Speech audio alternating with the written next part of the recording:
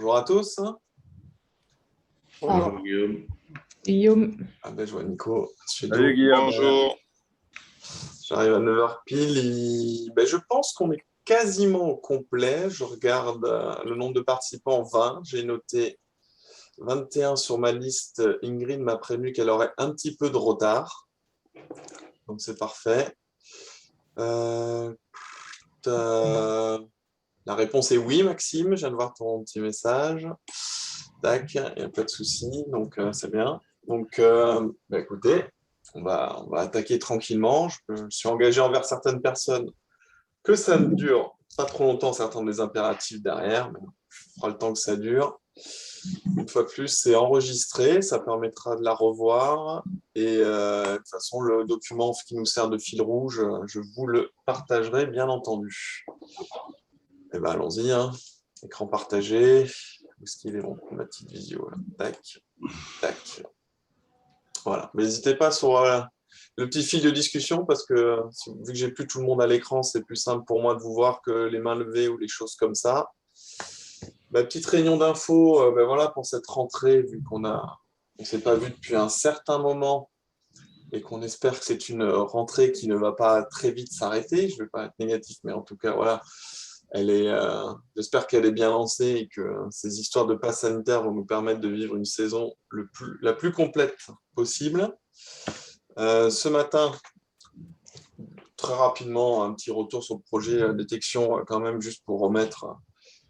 Il n'y a pas trop de nouveaux autour de cette visio, mais encore il y en a quelques-uns, quand même juste un petit peu remettre le cadre, parce que ça permet après de mieux comprendre les choix qui ont été faits avec Stéphane et Clément sur le calendrier, la liste des joueurs suivis cette saison, même si je reviendrai un petit peu sur cet aspect-là.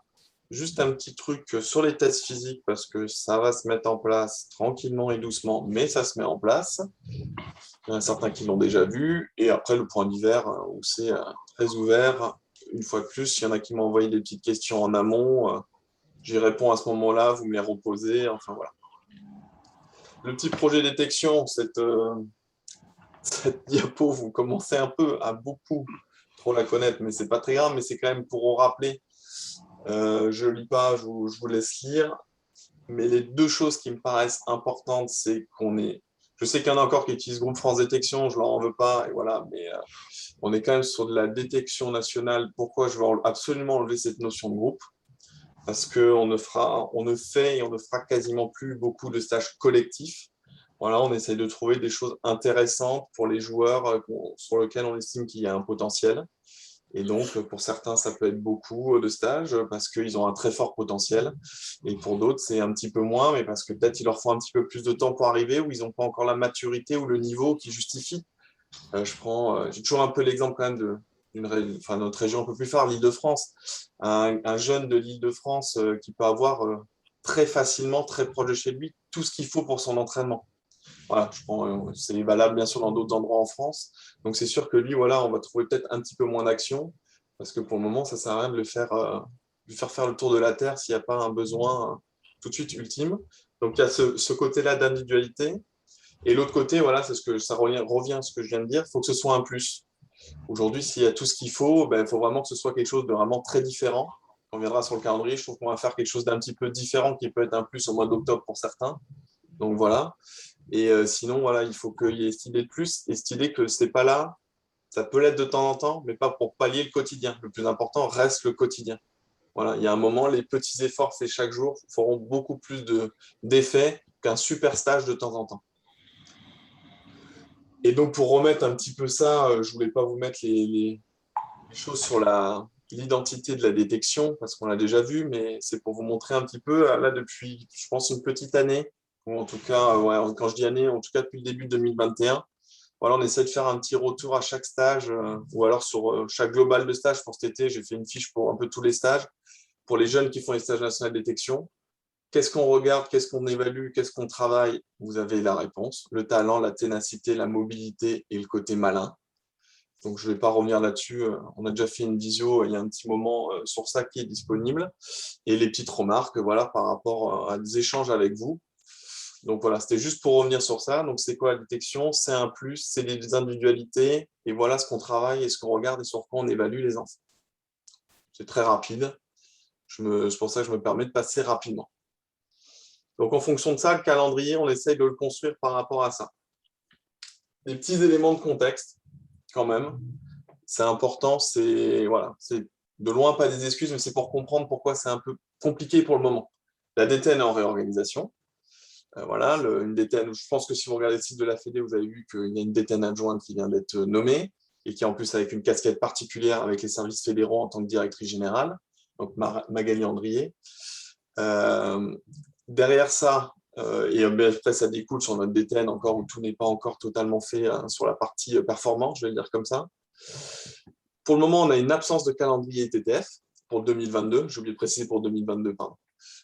Donc le calendrier ITTF n'est pas sorti encore en 2022, donc c'est en construction. J'ai des prédates par exemple pour l'Open de France qui va se refaire au niveau de Metz, qui s'appelle maintenant les ITTF Youth Series.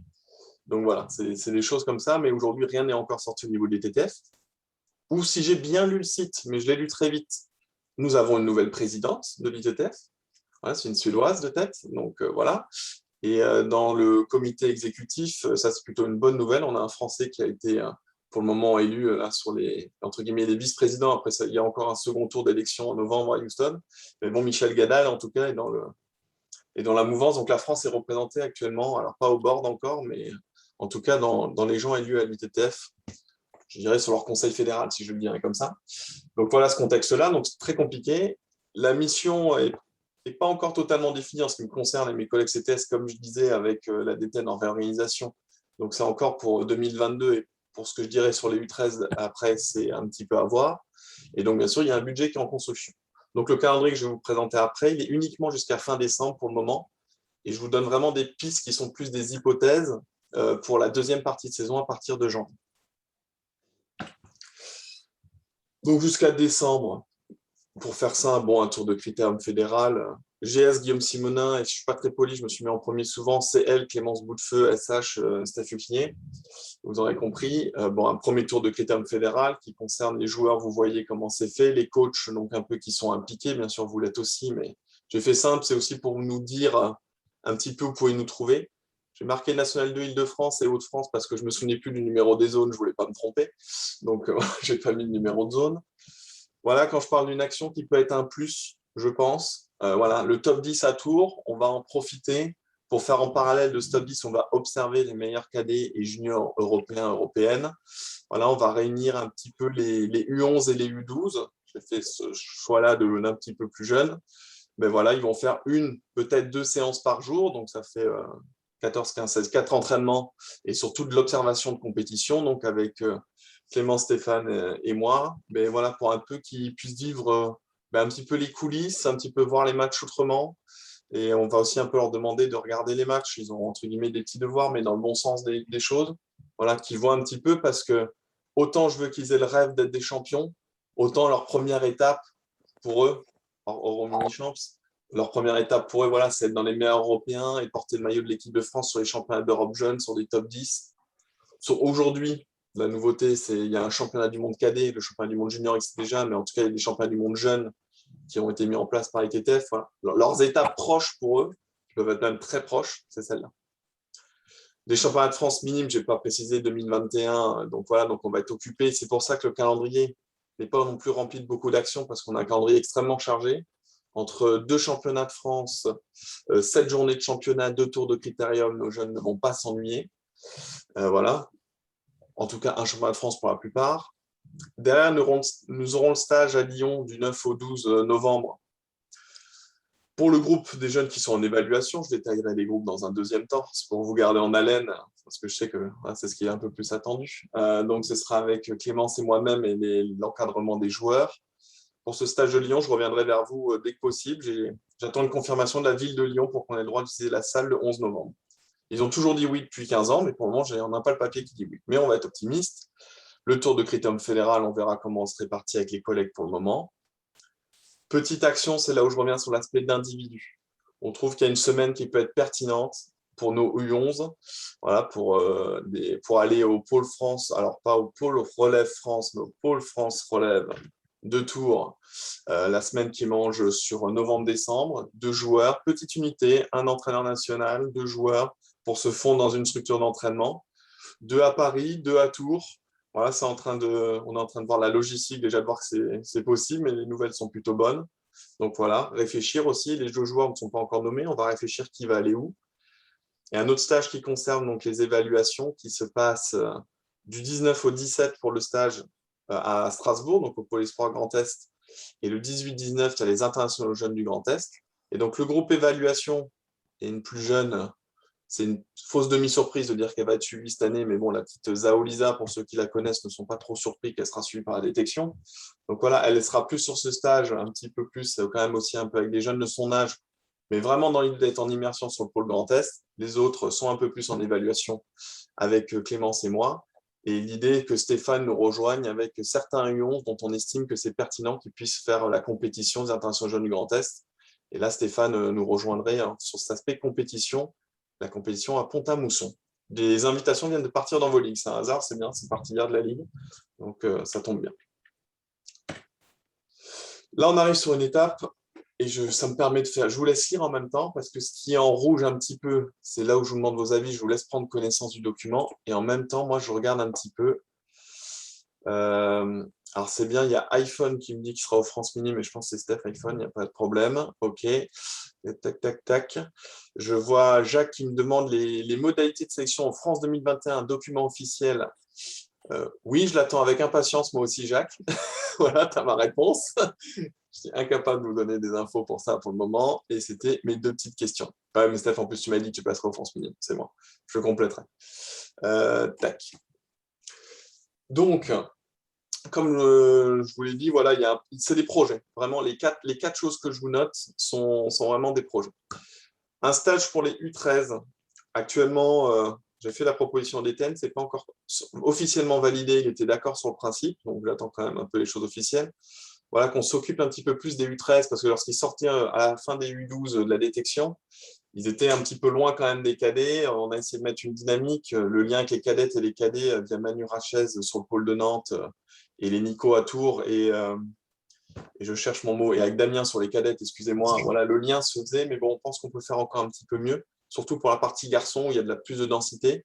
Donc, l'idée, c'est de lancer quand même quelques actions pour ces U13. Donc, il y aurait peut-être la mise en place de quelque chose début janvier à Nantes, dans le nouveau Krebs Lab qui sera capable de nous accueillir à ce moment-là. Donc, ça, c'est une première chose. Donc, ça, c'est au conditionnel. On va avancer, mais j'ose croire que dans les semaines qui viennent, on en saura plus. Une des idées fortes, je pense, qui peut être importante, et les deux sont liés là, sur les 2 lignes, j'aimerais bien mettre en place un top national U10. Donc, cette année, quand je parle de U10, je parle de garçons nés en 2012. Les gens qui ont été évalués à Fontaine il y a maintenant 2 mois de ça, ouais, on est à date par date, on est quasiment à 2 mois de ça, c'était des U10. C'était des 2012, mais vu les années, je dis les années, enfin les 2 saisons les 2 dernières saisons qu'on a eues, on n'a pas eu beaucoup de U12, de U10, excusez-moi, de 2012 à voir avec Clémence et les cadres qui étaient sur place. Et donc, je me dis que ça peut être quelque chose qu'on pourra instaurer, d'avoir un petit. L'idée, c'est de faire un top 16 pour faire très simple. Je l'ai mis à 2 semaines de la rentrée, à 2 semaines avant le 3e tour du critérium. Cette date est choisie là pour le moment. Je n'ai pas d'accord, c'est un projet, ça me paraît intéressant. La même formule qu'il y a eu au mois de mai et de juin des championnats de France 2020. Donc, c'est-à-dire, ben voilà, 16 joueurs qualifiés. Comment on les qualifie, on en discute, c'est franchement détail. 14 au classement de wildcard, on s'accorde un petit peu plus de wildcard. Le type de compétition, ben voilà, 2 poules de 8, les matchs le vendredi, c'est fini le dimanche midi. Voilà. L'idée serait ça, parce que ça peut être simple de trouver un ordinateur. Bien sûr, il y a un top garçon, il y a un top fille, même si j'insiste beaucoup plus sur la mixité. Mais là, voilà, l'idée, ça serait de faire quand même, si possible, une revue d'effectifs. Si en fille, on n'arrive pas à 16, on n'arrive pas à 16, ça ne me pose pas de soucis. Mais bon, voilà, ça peut être une compétition intéressante pour nos jeunes. C'est bien sûr, 2012, ça peut concerner des 2013. Voilà, il y a un petit peu cette idée-là. Je vous donne la main après, je regarde juste dans la discussion. Voilà.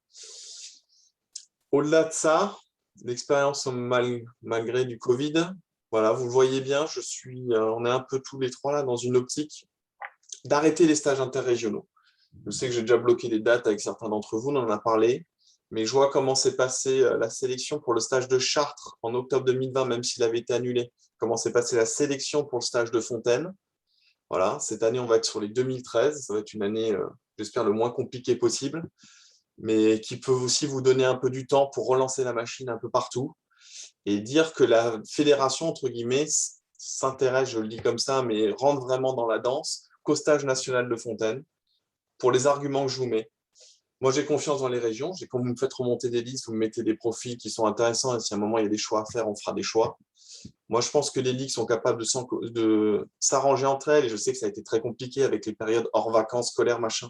Là, tout le monde connaît les vacances de tout le monde. Il y a des choses qui peuvent se faire. Et nous, au niveau national, ça nous donne du temps pour les autres. Ça nous prenait quand même beaucoup d'énergie. Et pour être très honnête, on le sait, j'ai l'expérience voilà, de Damien avant, on en a rediscuté et on l'a déjà vécu, je l'ai vécu. Quand on arrive aux stages interrégionaux, 90% des joueurs qui sont à Fontaine, on le sait avant que le stage interrégional commence. Voilà, parce que Stéphane Chawat en Ile-de-France, enfin, je ne vais pas tous vous citer, Claude en Hauts-de-France, ainsi de suite. Voilà, ils savent les bons profils, on sait qu'ils vont envoyer à Fontaine. Et c'est ce qui s'est passé à Fontaine cette année. Sincèrement, on l'a vu, on a eu 36 enfants, il y a eu 2 régions qui n'ont pas envoyé de jeunes sur les 12 métropolitaines. Tous avaient leur place. Et vu que c'était une année compliquée, on avait 17 ou 18 de tête 2011, alors que notre année cible était 2012. Donc avant qu'on déborde 2013, voilà, et plus les 2012 qu'on aura, j'espère, vu au top national ou qui se seront refait la cerise cette année, avant qu'on arrive à 40 gamins vraiment avec un profil, je pense qu'on arrivera à se mettre d'accord. Et une fois de plus, ça donne un peu aussi du temps et d'autres actions un petit peu pour les autres. Donc voilà, ça c'est cette proposition que j'ai là. Et juste, je vous donne, parce que je sais que c'est des questions qu'on m'a posées, je dis que j'y répondrai ce matin. Stage national de Fontaine, les dates. Pourquoi vous avez 2 dates? C'est que Fontaine actuellement est réquisitionné pour le service national universitaire, universel, SNU. Et donc, le préfet réquisitionne le lycée, donc on ne peut pas venir vu qu'il y a 400 personnes en même temps dans le truc, ou 180, je ne sais plus, peu importe. Peu importe. Donc, en fonction des dates, le lycée agricole de Fontaine est disponible ou pas. Et donc, on n'a encore ces dates. Mais je pense quand même qu'on se dirige plutôt sur la deuxième date, du 3 au 10 juillet, parce que l'école finit un peu plus tard, ça fait rater un petit peu moins de cours malgré tout. Et une fois de plus, ça laisse le temps et voilà, ça fait rater que les 2 derniers jours d'école. L'année cible, vous l'avez.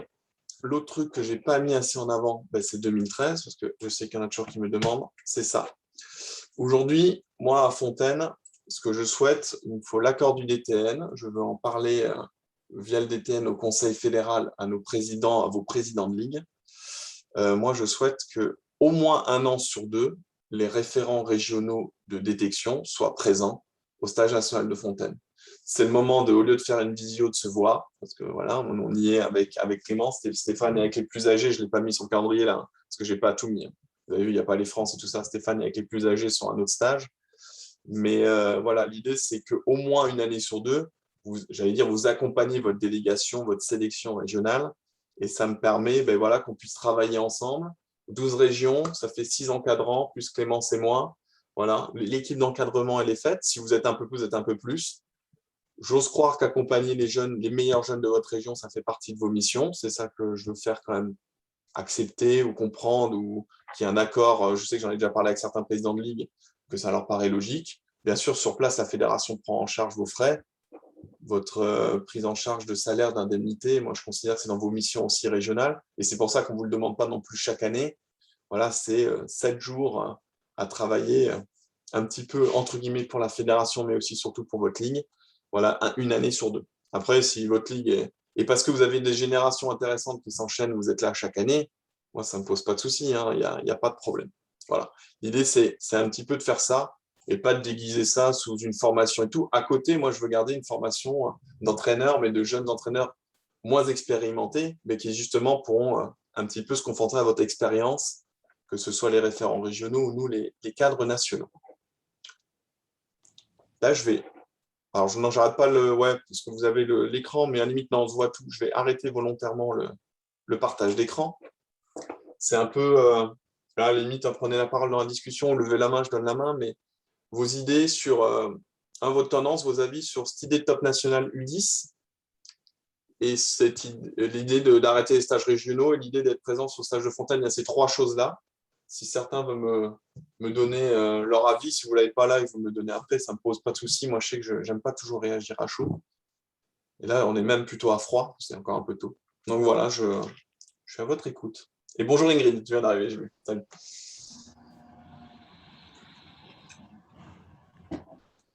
Merci, au revoir, vous êtes tous d'accord, c'est parfait.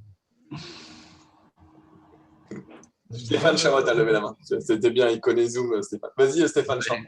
Ouais, écoute, moi je suis très favorable aux trois propositions. Le top 10, je trouve que voilà, c'est une bonne idée.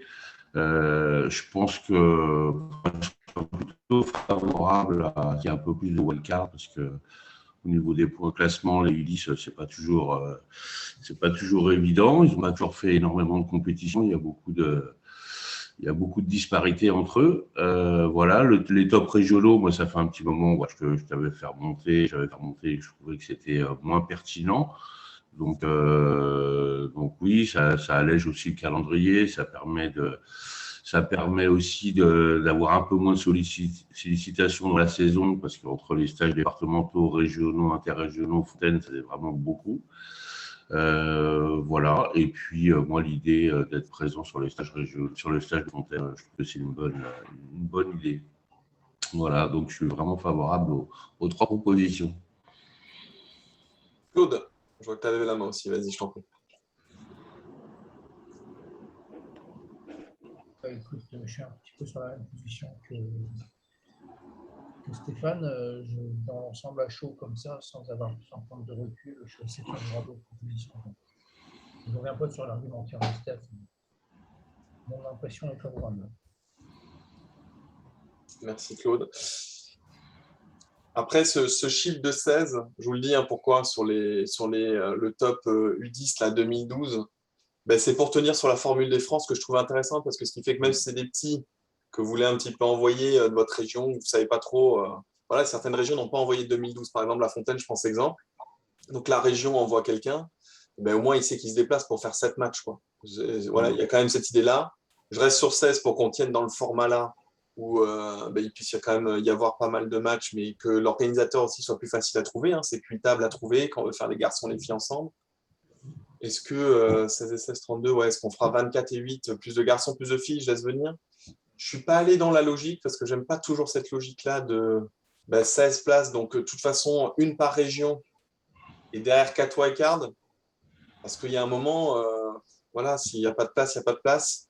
Prendre un peu plus de wildcard, moi, ça me pose pas de soucis. Ça permet de passer peut-être certains 2013 qui sont en avance. Ça permet voilà, d'un peu équilibrer les choses. Et à côté de ça, une fois de plus, c'est plus une compétition. Mon idée aussi, ça serait après de la pérenniser dans le calendrier. Je ne sais pas si on arrivera ou pas, mais ça peut être l'idée de, voilà, les jeunes qui étaient trop limites pour Fontaine, les 2012 en juillet dernier, et ben hop, 6 mois après, en janvier, ils ont l'occasion, si vous, la Ligue, vous les proposez, d'où le fait de garder un volant de wildcard, et ben de revenir à ce moment-là, quoi. Parce que c'est vraiment eux qui sont cibles. Pour le moment, je pars sur 16. Hein, si un jour ça devient. Enfin, je pars sur 16. Si on sent que là, il y a beaucoup de monde et on va laisser le temps venir, on doit monter sur 24 et peut-être du coup, ça sur une autre formule. Hein. Je ne suis pas non plus l'arbitre, je ne vous la pompe pas comme ça. Voilà, mais moi, ça me dérange pas. L'idée, elle est là et du coup, après, ça leur permet, du coup, si on les repère au mois de janvier via cette compétition, et ben, ça permet derrière d'enchaîner et de revenir à Fontaine, entre guillemets, pas avec un an de retard, mais avec des fois un petit peu en décalage. On l'a vu, et je le reverrai après quand je monte les listes de joueurs. Il y en a plein qui sont mis en décalage, qu'on continue à suivre après.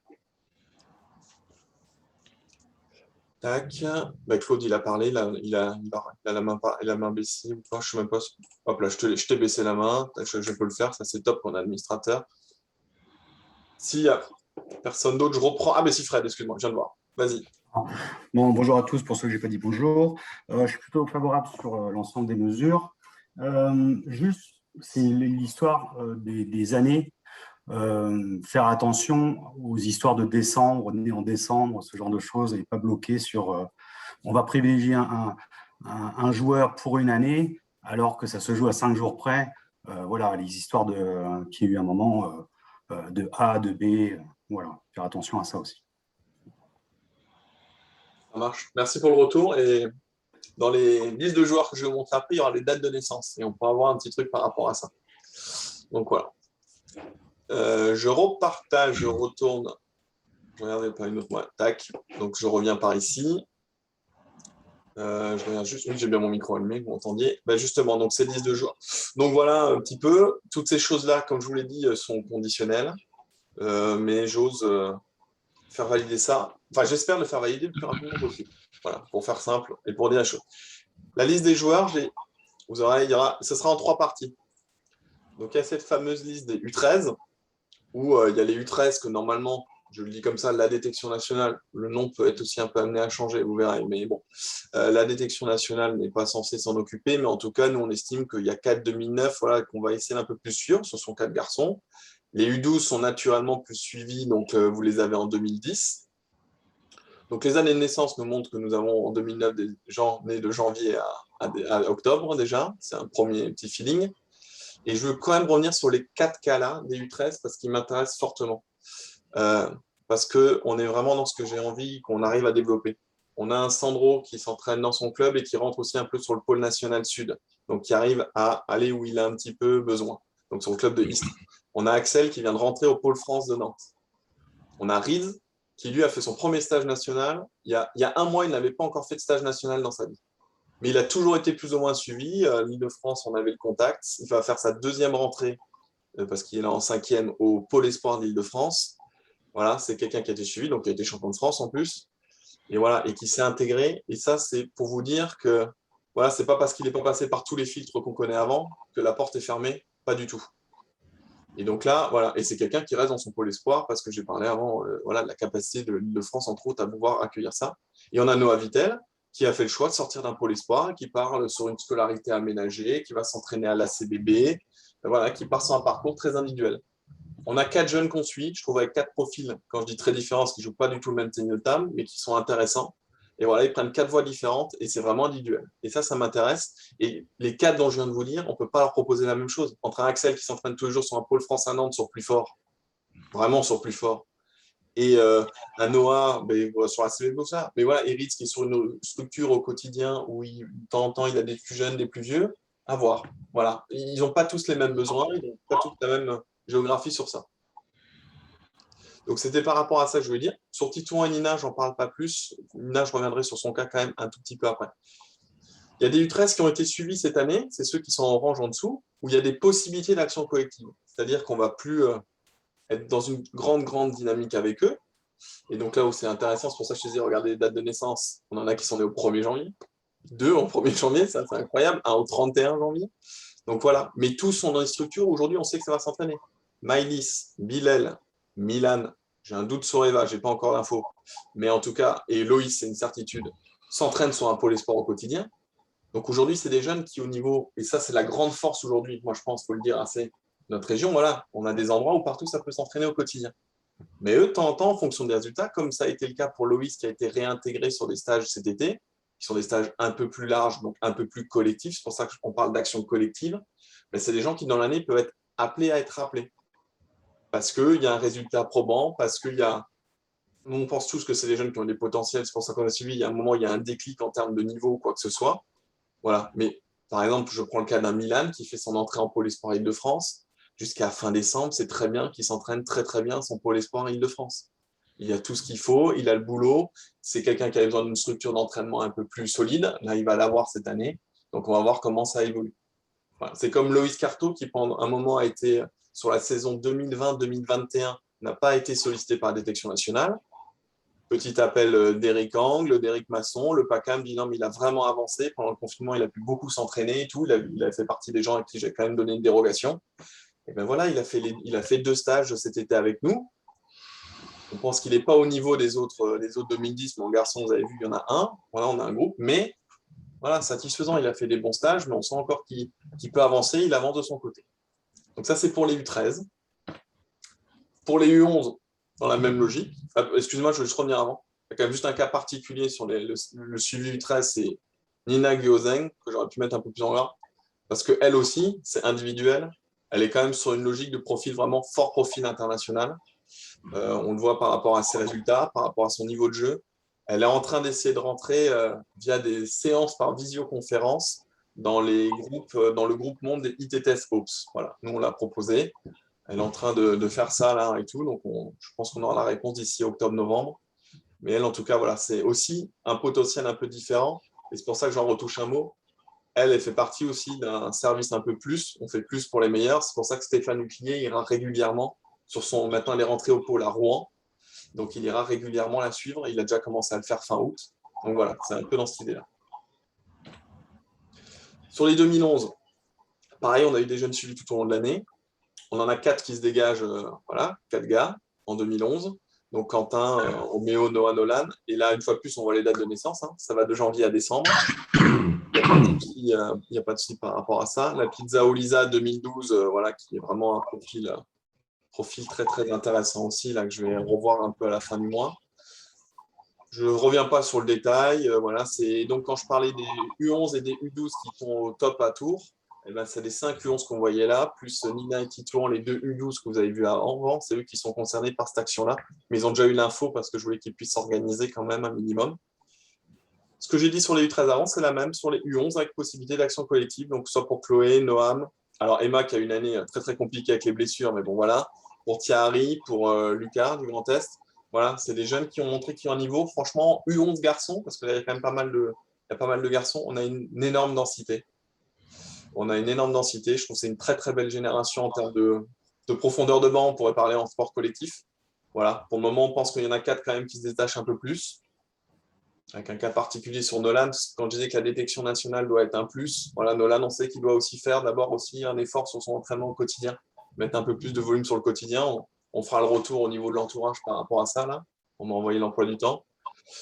Mais des Chloé, des Noam, je ne vais pas tous vous les reciter. Il peut y avoir des ouvertures pour eux dans la saison pour le moment. Voilà, on sent qu'il y en a certains qui sont un peu décrochés en termes de niveau. Et ben, pour les demoiselles, ben, voilà, si on compare par rapport à ce qui intéresse la fédération, le haut niveau plus tard senior, ben, c'est sûr que des Chloé et des Emma sont en retard par rapport à une Lisa.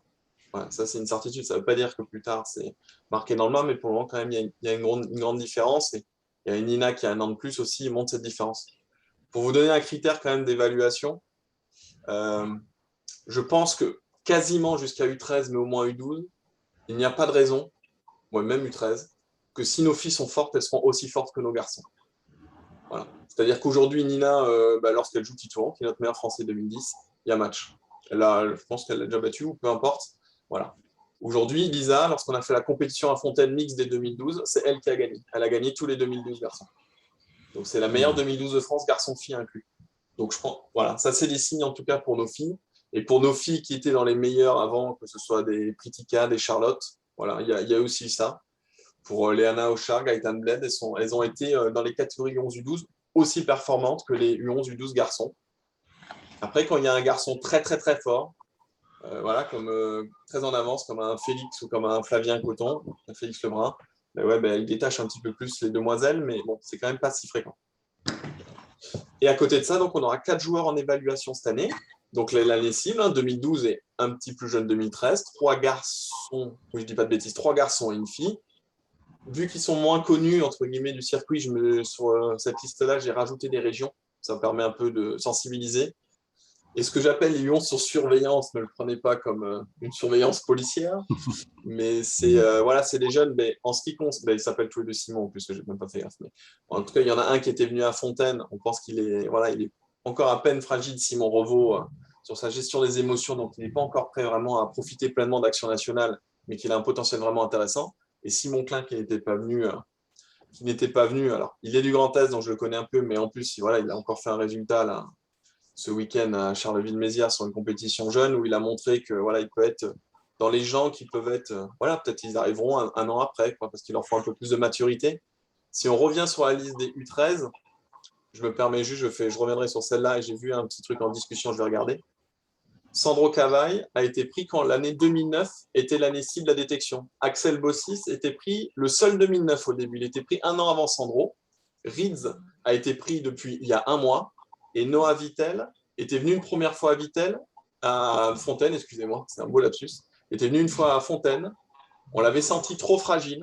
Et donc, il était revenu une deuxième fois avant d'être vraiment suivi un peu par la détection nationale et totalement intégré après sa troisième fois. C'est pour montrer que dans le parcours, chacun a eu sa vitesse. C'est pour ça que cette génération de 2009 en garçon, pour moi, Elle est vachement intéressante parce qu'elle montre tous les différents circuits qu'on veut permettre. On dit toujours que c'est ouvert.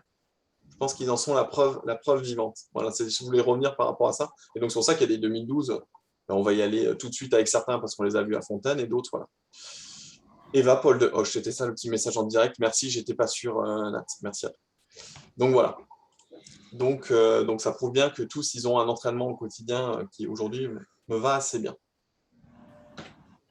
En rapide, parce qu'après, mon intervention est quasiment finie, et je vous redonnerai la main si besoin. Juste pour vous présenter très rapidement. Jacques Mauvessin. Voilà, je le garde pour les questions diverses, Jacques, tu me referas penser. Parce que là, je n'ai pas la réponse tout de suite en plus. Tests physiques. Depuis un petit moment, on essaie de mettre en place des tests physiques de nouveau. Vous allez vous dire, pour certains, à la Fédé, sur les tout petits, j'essaie de driver ça. Et l'idée, c'est vraiment qu'on ait un peu un suivi jusqu'aux catégories U21 ou U19 plutôt, maintenant que le TTF a changé. C'est juste pour vous les montrer en 2-2. Vous les avez déjà vus. Je vais petit à petit les développer, les expliquer, parce que certains, tous ceux qui ont fait Fontaine, tous ceux qui ont été à Matmal cet été, donc ça fait pas mal de monde, et souvent les responsables régionaux, vous avez dû voir passer ça. Voilà, c'est un petit peu ça, c'est des épreuves simples de prépa physique. C'est surtout là pour vous le mettre, pas pour en parler plus que ça, mais comme ça, vous pourrez le relire, vous verrez un petit peu. Et en fait, l'idée, c'est d'arriver sur une idée de code couleur, c'est-à-dire le joueur est vraiment un petit peu en manque, il est limite, ou ça va plutôt bien, c'est un point fort pour lui. Voilà, c'est pas l'idée de les comparer entre eux, mais c'est aussi pour permettre de s'évaluer et voir leur progression sur des tests extrêmement simples, ne demandant quasiment, je dis bien quasiment, aucun matériel. Le matériel sont 3 balles de ping-pong, une corde à sauter, un scotch, un mètre, un petit truc à 30 € pour faire chrono chez Decathlon. Je sais que ça a déjà été acheté dans le centre Val de Loire. Enfin bon, vous le verrez. Si vous voulez voir un petit peu ce petit truc chrono, comment il est, je ferai un petit lien après sur la vidéo de Matmal, vous le verrez en action. Un saut en longueur, donc c'est 1 mètre. Et après, c'est juste des choses de mobilité où on peut encore un petit peu s'améliorer. Voilà, juste pour voir comment les jambes, entre guillemets, faire de la pré-kiné. Je le caricature comme ça volontairement. Mais c'est des choses simples, s'attraper les mains dans le dos, être capable de faire des flexions et s'attraper les pieds. Voilà. C'est juste pour vous présenter ça. Il y aura des petites vidéos. Le but, c'est de faire des vidéos d'explication qui vont se faire voilà, avec les codes couleurs pour vous expliquer un petit peu où les joueurs en sont. Et ceux qui ont la chance de faire les Fontaine et Matmal, et d'autres l'avaient déjà fait à Nancy en décembre 2020 aussi. Ça y est, je me rappelle, là on les testait vraiment, on était encore vraiment à les tester. Et ben voilà, c'est les choses qui petit à petit vont arriver. Et notre but, c'est de trouver des critères niveau de réussite qui collent. Moi, je commence à avoir testé quasiment 50 enfants. Alors, il y a des années d'âge que j'ai pu tester d'autres. On commence un petit peu à avoir des moyennes et se donner des idées pour avoir des indicateurs. Je regarde toujours. Tac. Point divers. Je vous remets ça parce que ça, je pense, l'intégrer de plus en plus. En tout cas, ça va apparaître à partir de maintenant. Voilà, à partir de maintenant, ça apparaîtra enfin pour que les parents le voient, que vous le voyez, que les entraîneurs le voient, sur tous les bilans de la détection nationale. C'est ce que je vous disais au début sur l'importance du quotidien, la constance dans le temps. Voilà. C'est vraiment un message qu'on veut faire passer aux jeunes. C'est qu'il y a la séance magnifique suivie par 3 mauvaises séances. Voilà, la régularité dans l'effort, les petits efforts, c'est ça qui fait la différence sur le terme. Et s'ils l'apprennent très tôt, eh ben, le temps est encore plus long. Et donc, la différence sera très, très forte. Moi, c'est une petite citation japonaise que j'aime beaucoup. Il faut quand même féliciter nos amis japonais qui ont réussi à gagner un titre olympique aux Jeux. Dieu sait que c'est dur dans notre sport, on n'est pas chinois. Et ben, ils ont réussi à le faire. Donc, déjà, en plus à la maison, donc bravo à eux. Surtout quand on voit le parcours semé d'embûches qu'ils ont eu, sur ce double mixte. Donc voilà. Et une fois de plus, moi, les valeurs que je veux, les jeunes qu'on prend, ils ont un rêve. On leur demande de travailler dur et de faire des efforts, mais qu'ils y arrivent à avoir ou pas leur rêve, ça ne peut pas être une mauvaise chose. Ça leur apprendra des valeurs pour toute leur vie. Ça, j'en suis convaincu. Et ça, c'est vraiment un fil rouge que je veux faire passer, ces 2 éléments-là, à toutes les personnes qui sont impliquées sur le travail qu'on fait avec Stéphane et Clémence, parce qu'on en est persuadé de ça et que c'est important. La dernière petite chose, ça me permet de vous, comme ça vous aurez le lien. Chaîne YouTube, elle est perso, elle est mise à mon nom parce que je n'allais pas mettre un autre nom. Vous avez le lien. Vous retrouverez cette vidéo. il y a toutes les visio-détections, il y a tous les petits montages vidéo que fait principalement Clémence, les vidéos de stage. Et par exemple, sur le stage à Matmal, la vidéo de 14-15 minutes quasiment, voilà, moi je l'ai un peu diffusée sur mes réseaux perso, mais en tout cas, voilà, là, vous l'aurez là aussi. J'ai fait plein de playlists aussi de documentaires sur la culture de haut niveau, sur du tennis de table et tout ça. Je vous invite à y aller. Alors après, de vous abonner si vous avez envie ou pas, sinon allez-y de temps en temps, je mets régulièrement des choses. Voilà, ce qui fait que par exemple sur l'identité de la détection, il y a la visio d'une heure que j'avais fait avec des entraîneurs qui est dessus, sur une visio sur le médical qu'on avait fait au mois de mars, cette visio qu'on va faire là.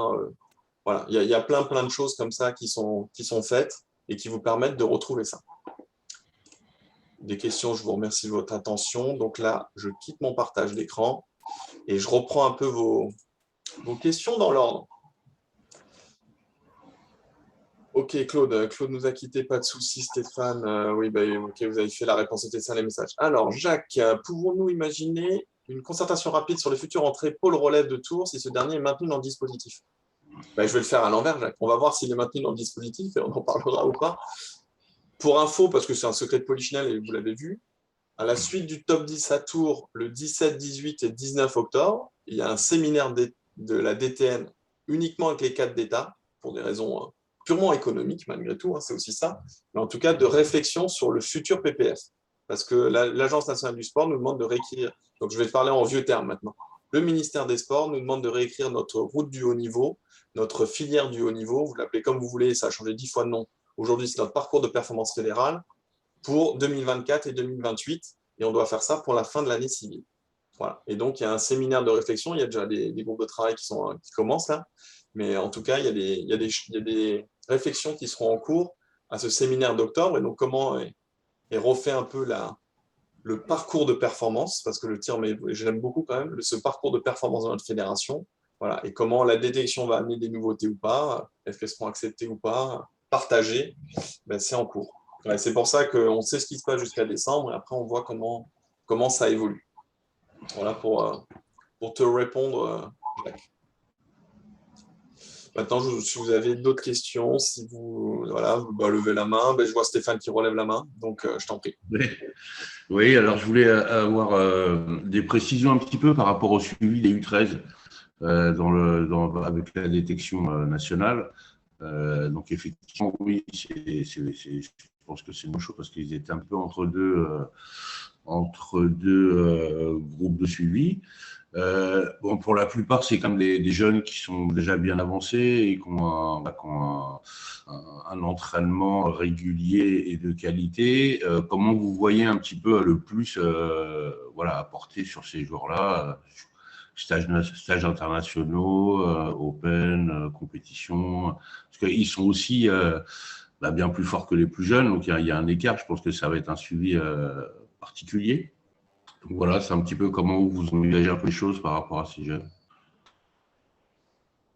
Donc là, si je suis prudent, j'arrête l'enregistrement de la vidéo.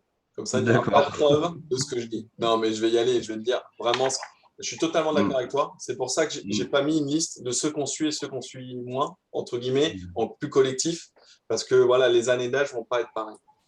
Et en plus, la philosophie pour moi des U13 doit être différente. Donc, en très rapide, Stéphane, pas obligatoirement beaucoup de stages.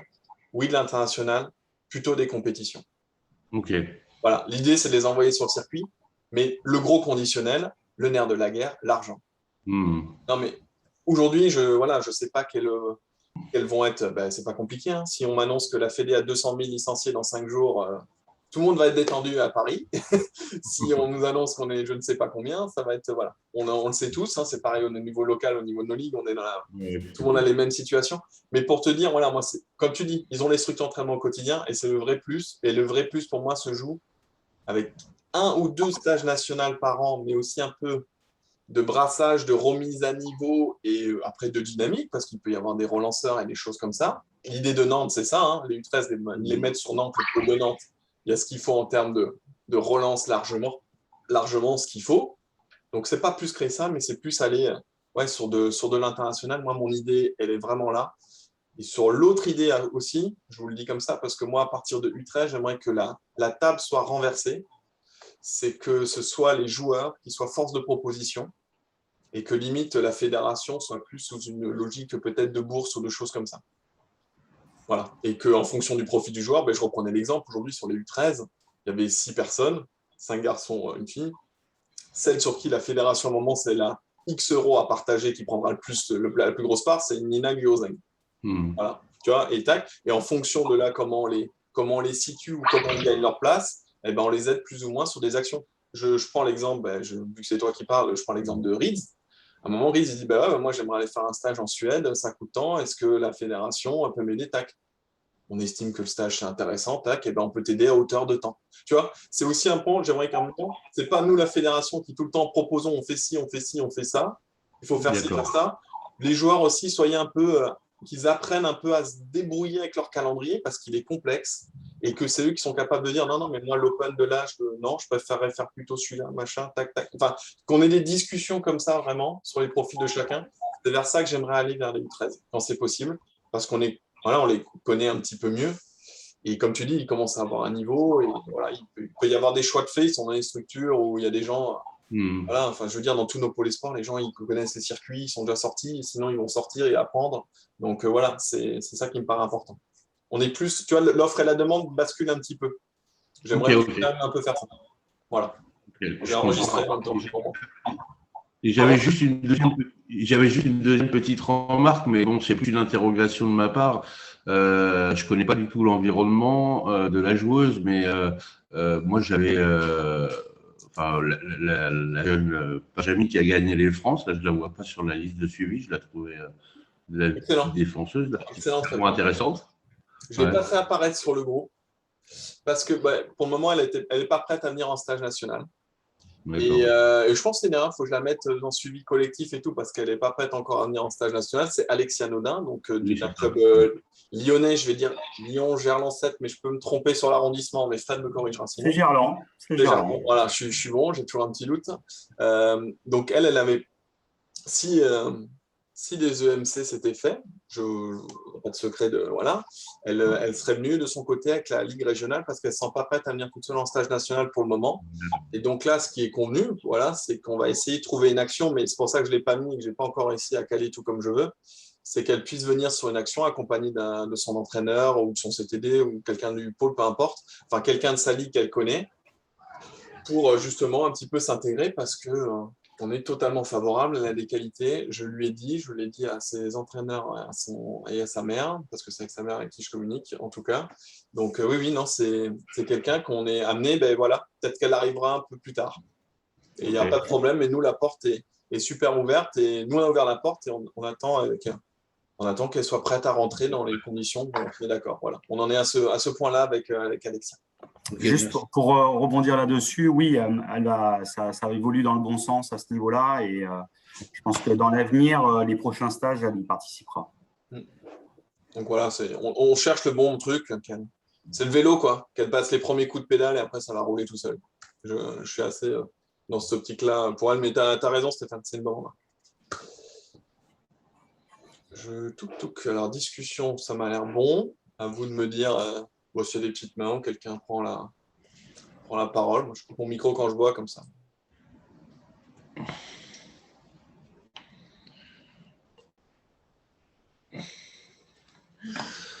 Si mes collègues veulent rebondir, je sais pas, Clem, tu me dis, voilà. Clémence dit Spielberg dans le milieu quand même, parce que merci. Les montages, ça monte. Valorisant. On se... Après, je sais pas, je pense pas que ce soit ton réalisateur préféré, c'est vrai. Mais bon, quand même, quelques bons films. Voilà. Juste, si je peux reposer une question. Vas-y. Par rapport aux sorties, justement, au Ben, etc., moi, j'ai reçu un mail de Damien, là, je pense que vous l'avez tous reçu, sur les procédures. Mais par contre, les noms, voilà, c'était un petit peu. Il y avait encore Jean-Claude Decret, etc., pour envoyer le document. Donc, voilà comment on procède dans la pratique. En fait, on fait le formulaire, on remplit le formulaire, on te l'envoie à toi, à Anne, voilà, pour les demandes de sortie individuelle, en fait. À plus de précision sur la procédure. Ouais. Moi, le mail de Damien est super juste pour ceux qui l'ont eu pour les cadettes. Moi, on avait décidé, et le DTN et en fait surtout l'ANS un peu, était en mode, si ce n'est pas des compétitions prioritaires, là, ils sont à une course au classement, enfin bon, peu importe, mais bon. En gros, U11 et quasiment U13, mais surtout U11, moi, il n'y avait pas de sortie jusqu'à la fin de l'année, même en free. C'était ça, là, parce qu'il y a des parents qui m'avaient déjà demandé d'entourage certains joueurs. Pour U13, bah là, bon, les Open sont un petit peu comptés et tout, et là, je suis quand même... voilà, et je cours pas après. Après, oui, il y aura un formulaire comme il y a eu. Il faut que les bons noms soient remis au bon endroit, comme tu l'as dit, comme tu l'as dit, Stéphane, et que ça se rediffuse un petit peu. Et après, ouais, en plus, enfin, U11, là, c'est vraiment compliqué avec garçon-fille séparés, là. Hein, et on est reparti en 2022. Les tendances sont qu'on va repartir sur la même organisation, quoi, avec garçon-fille séparés.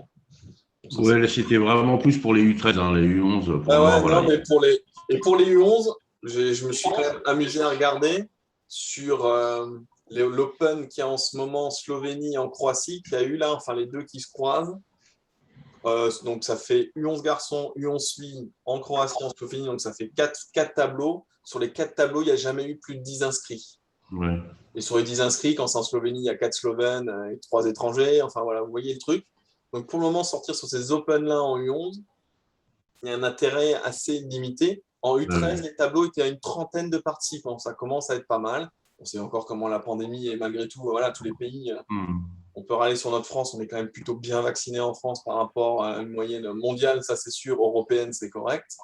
Voilà, en tout cas sur tout ça. Donc voilà, mais sur les U13, là, sur ce qui reste sur la fin de l'année, non, en plus, les lieux. Là, en plus, il reste le Star en Pologne. Enfin, il y a peut-être quelque chose la semaine de début novembre. J'avais regardé là, avec, je crois, la Hongrie. Enfin, je vais peut-être dire une bêtise. Mais bon, c'est en plein pendant nos France Benjamin. Ouais, c'était plus sur la deuxième partie de saison, tu vois. Après. Et la deuxième partie, comme je n'ai pas de calendrier, mais oui, oui. Oui. Mais après, moi, l'idée des free, si vous vous souvenez, avant que la pandémie nous bloque vraiment en 2020, moi, j'avais ciblé, on appelait ça les Open, hein, maintenant les WTT Youth, là, Series. Je bloque quelques trucs où l'équipe de France va. Et après, le reste, quand c'est open, hein, ce sera inscrit, allez-y, et il n'y a pas de problème. Okay. Voilà, moi, mon idée, ce sera après de tout ce que l'équipe de France ne prend pas, comme sur les catégories cadet juniors, en U13 jours. Comme je vous dis, en U11, je ne trouve pas ça ultra pertinent. Après, un U11 qui peut jouer en U11 et en U13, voilà, c'est toujours ça de prix. Mais voilà. Mais l'idée, voilà, c'est de basculer sur ces choses-là. Merci.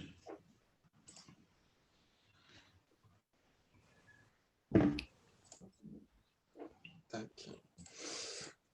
Alors, je vois demain, la parole est au Pays de la Loire. Fabrice, je t'en prie. Non, je voulais juste avoir un petit mot sur la compétition qui est envisagée en parallèle au top 10 européen. Oui. Concernant les 2012-2013, voilà, moi j'envisage d'y aller sûrement avec une petite délégation. Est-ce qu'il y a déjà des ligues qui sont positionnées ou pas? Je trouve intéressant d'emmener des jeunes là et puis qui puissent aussi assister en parallèle à la compète, parce que c'est le but. Je vois qu'il y a le CTD 37, je vois qu'il y a Sébastien du Centre Val-de-Loire. Cette compétition, alors allez, vous me corrigez les gars. Pour moi, elle est organisée par la 4-13 Tours ou par la Ligue? Je laisse Antoine répondre, parce qu'en effet, ce que j'ai dit à Fabrice, moi, sur le comité, on a zéro info là-dessus. Pour moi, c'est la 4S qui est organisée. Ouais, bonjour à tous. Ah, mais Antoine, je ne t'avais pas vu, toi. Tu es caché en Ouais, je me cache, je suis dans l'ombre, là, j'arrive pas à me. Oui, effectivement, c'est la 4S. Là, d'ailleurs, je suis sur un mail de Frédéric Guérin. Je viens de voir un mail il n'y a pas longtemps pour inscrire une petite 2012, c'est ça? Non. Ouais. C'est ça, là? C'est pour te confirmer, parce que comme elle a 500 points, tu peux te dire c'est qui celle-là, et donc je te confirme comme quoi elle a un profil intéressant. Ouais, voilà, c'est ça. Et oui, effectivement, c'est plus la 4S, Fabrice. Ok. Voilà, donc là, ça a commencé. Alors après, personnellement, moi, c'est plus Bruno qui a travaillé un petit peu avec moi, mais aussi avec Guillaume, avec Nicolas Météron, par rapport au règlement un petit peu du tournoi et par rapport au tournoi général. Donc après, c'est pas moi qui vais avoir forcément le plus d'informations par rapport à ça. Mais en tout cas, là, il y a déjà pas mal d'inscrits. Tu vois, je suis sur la boîte mail de la 4S et j'ai déjà quelques inscrits pour la compétition. Ok. Voilà. Ça veut dire quoi, quelques inscrits? Hein? Tu veux dire quoi par quelques inscrits? Quelques inscrits. Pour l'instant, on est… alors, attends, tac. On est, je pense, déjà à 5-6 filles. 5-6 filles. Et là, je crois qu'il y avait déjà 2-3 garçons, de ce que m'avait dit Bruno. Ça va arriver tranquillement et je vais répondre à sa place. Je sais que le Grand Est va y aller. Je sais qu'il y a des invitations, des gens en individuel qui sont inscrits des Hauts-de-France. Pour ne pas la citer, Matrachkou, enfin voilà, on a vu passer. Claude, je sais qu'il a fait le relais. Voilà. Il y a des gens qui sont revenus vers moi s'ils voulaient plus de précision. Trashco et Revo. Ouais, Trashco et Rovo, les deux en plus, donc voilà. Donc, mais ça prouve déjà qu'il y a des bons joueurs qui vont se déplacer. Et voilà, et donc la petite de Lyon. Enfin, moi, les gens m'ont redemandé des infos, je les ai renvoyés vers Nico Météro et vers les documents, vers les contacts, vers Bruno, pour les gens qui voulaient des précisions logistiques et tout ça, parce que moi, j'ai aidé à la conception, j'ai trouvé que c'était une bonne idée, le choix de l'année d'âge et tout ça, voilà, on a fait sur ça. Et du coup, let's go, quoi. Enfin, c'est un truc qui peut être intéressant, ça leur permet d'accéder au top 10. La salle où ils font la compétition, c'est de temps en temps la salle où nous, on s'entraînera avec les jeunes de la détection nationale. De temps en temps, c'est aussi un peu l'idée que du coup, ils puissent voir un peu les un peu plus grands s'entraîner pendant 2 heures en parallèle de leur compète. On va essayer de voir, ça c'est encore en train de se fignoler. On sera entre la salle du pôle et la salle de la 4S en fonction des créneaux. Mais voilà, pour la compète, Fabrice, les infos. Ok, non, mais très Tu bien. les auras chez Bruno, Ça, surtout. ça conforte mon choix d'y aller, donc pas de souci, merci. Ouais, je pense que c'est l'occasion, franchement. Ouais. Surtout pour les tout petits. Là. Donc, voilà. Ouais, ok, merci. Jacques, je t'en prie.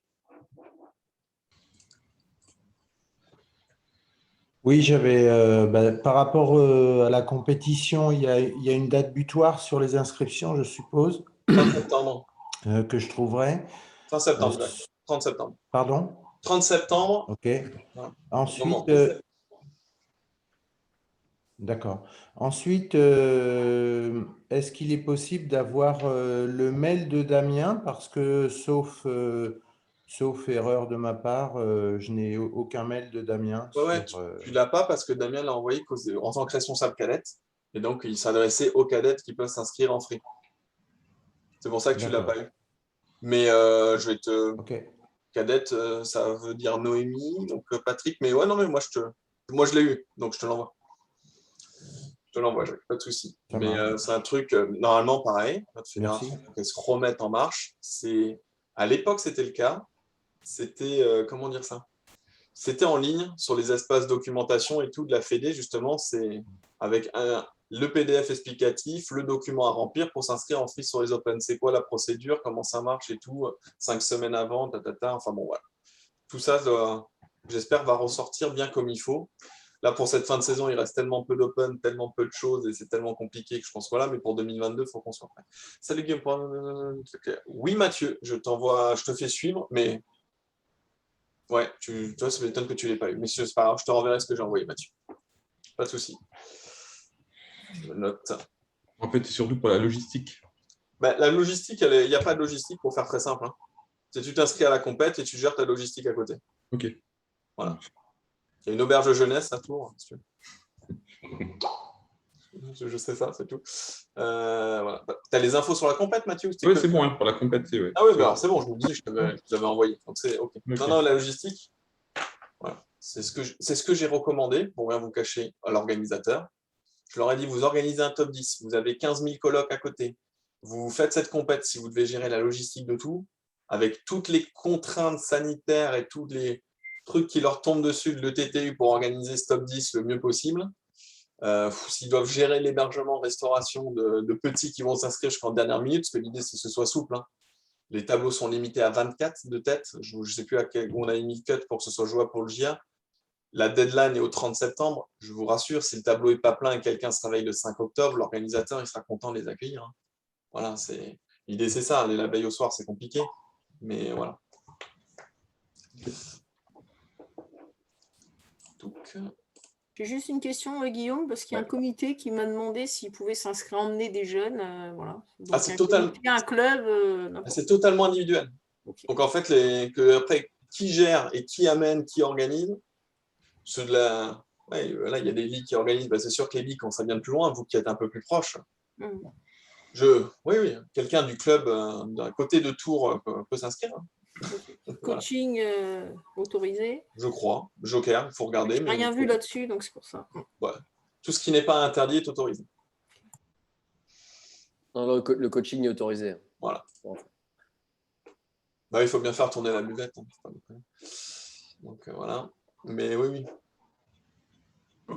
Moi, il y a ça. Bah, après, dites-moi s'il y a d'autres choses. Hein. J'essaye d'avancer. Là, comme dit là, ce document, ben, je le renvoie là de suite à tout le monde, le petit document, et je vais quand même rajouter, Alexia. Sur Tours, les U11, il y a le groupe. Non, Nathalie. Donc la question, c'est les U11 qui sont à Tours, c'est juste les 7 qui sont suivis de manière. Voilà, c'est le vrai plus pour les 7. Ce n'est pas un stage collectif pour tout le monde. Voilà. On est en petit comité, parce qu'on va être les trois entraîneurs, la Fédé, plus les 7 petits. Je ne vais pas vous les citer, je ne vais pas dire de bêtises, mais les 4 garçons 2011, une fille 2012, une fille 2010 et un garçon 2010. Voilà. Et je vois que Fred a relevé la main. Vas-y, je t'en prie. Ouais. Juste pour faire un point sur notre région, je ne te cache pas que je suis assez inquiet sur la détection. Voilà. À part la petite qui est d'Ambilly, qui est vraiment avec un profil intéressant que tu verras sur Tours. Bon, bah voilà, nous, sinon, il n'y a rien après. Vraiment rien. On va repartir. Excusez-moi, ça ouais, mais sonne chez moi, je t'écoute. Justement, les retours que j'ai, que ce soit des clubs, des comités, est vraiment pas positif pour l'instant. Voilà. C'est nous, en tout cas. Je ne sais pas si c'est dans les autres régions, mais voilà. J'espère que ça va changer. Hein. On n'est qu'au début, hein, mais je suis relativement inquiet quand même. Va direct sur les 2014. Hein. Allez dans les maternités, allez dans les crèches, reprenez tout. Non, mais je dis ça rien, mais je me doute bien. Mais bon, malgré tout, on a eu 2 années très difficiles. Voilà, et c'est pas encore totalement derrière nous, mais je vais être optimiste. Je vois sur le stage à Fontaine, on n'a pas eu beaucoup de 2012 machin, mais bon, on continue. Et la position de la fédération, c'est facile. C'est sûr qu'il y aura des régions qui sont en difficulté, mais quand il y a des régions qui sont en difficulté, il y en a d'autres qui le sont moins. Il y a des cycles. Hein. J'ai toujours en tête les Hauts-de-France, qui à un moment, la génération 2008 en Hauts-de-France, ils ne vont pas nous faire chaque année ça, quoi. C'est pas possible. C'est vraiment pas possible. Voilà, avec vraiment 4 profils vraiment très intéressants.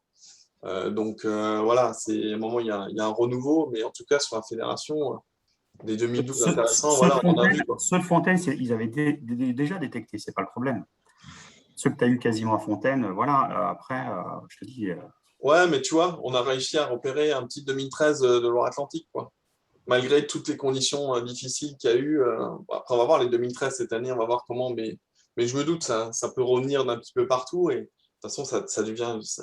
Vous êtes dépendant, mais c'est votre rôle un peu aussi de réussir à mettre cette dynamique. Mais de toute façon, de la dynamique de nos clubs et de nos comités, hein, c'est une réalité, comme la fédération est dépendante de tout ça. Hein. Mais bon, et que de toute façon, on est un creux, entre guillemets, peut-être un creux de génération à ce moment-là. Malheureusement, on s'y attend, mais il peut toujours avoir la petite exception. Hein. On verra bien.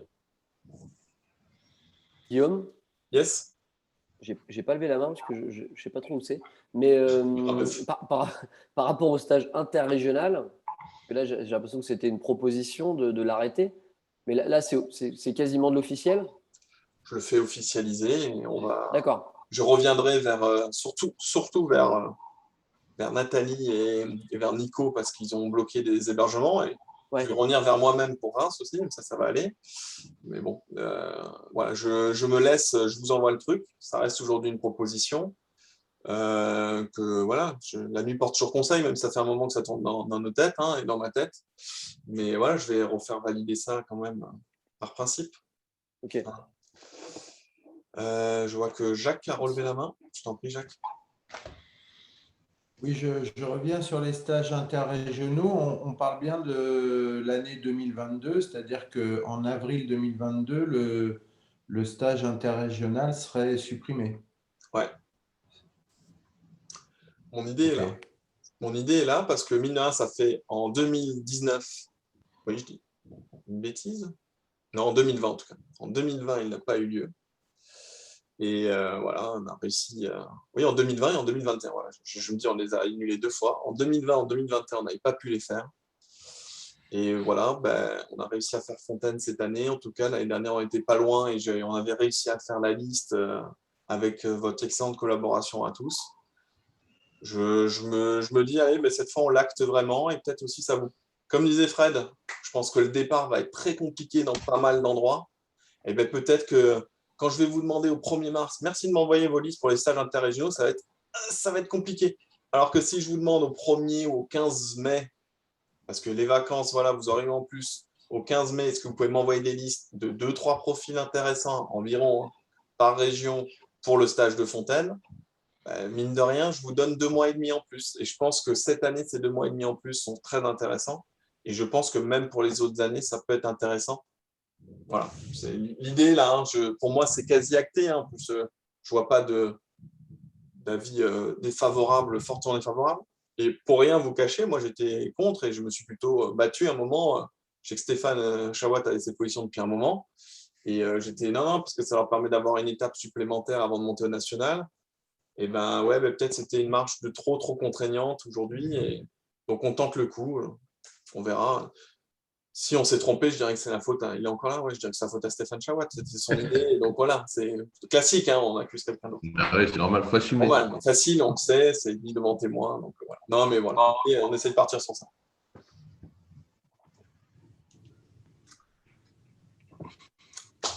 Si c'est bon pour vous,